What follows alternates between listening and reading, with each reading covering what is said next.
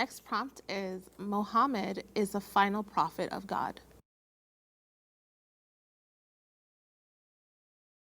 I don't think that he was a prophet of God, because when I look at, I guess, the origin as to how he received his prophecy, it's concerning to me. I know that he was in a cave, and he was, I guess, attacked. I don't know the right word for it, like by the angel, or he was pressed by the angel and told to read something he said he couldn't read, and then he began to shake. And I think is it Khadijah, his wife at the time, told him what was going on, that he was a prophet.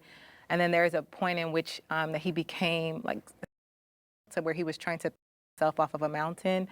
And that just doesn't accord with someone receiving a message from God. Whenever I think about prophets in scripture, they're not attacked, or they don't have this reaction that makes them, like, I guess.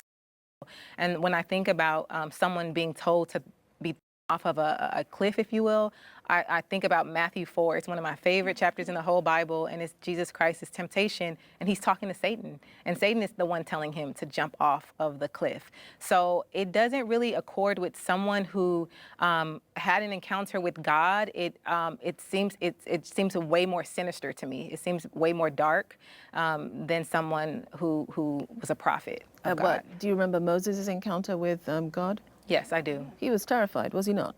He was terrified, but his life wasn't threatened. And then he was comforted. Terrified. He was running away. He was running away. And God said, come, No. take your shoes off, walk here.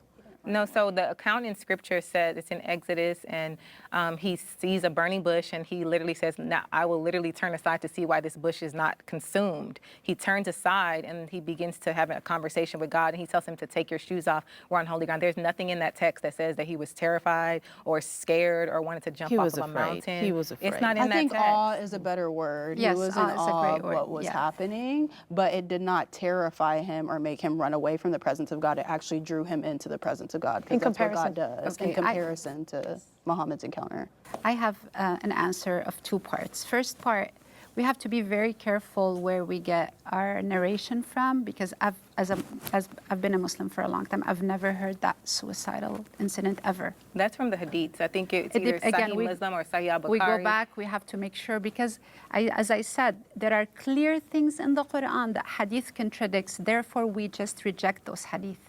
That's part one. Part two, I don't know, probably I myself experienced a lot of awe moments in my life.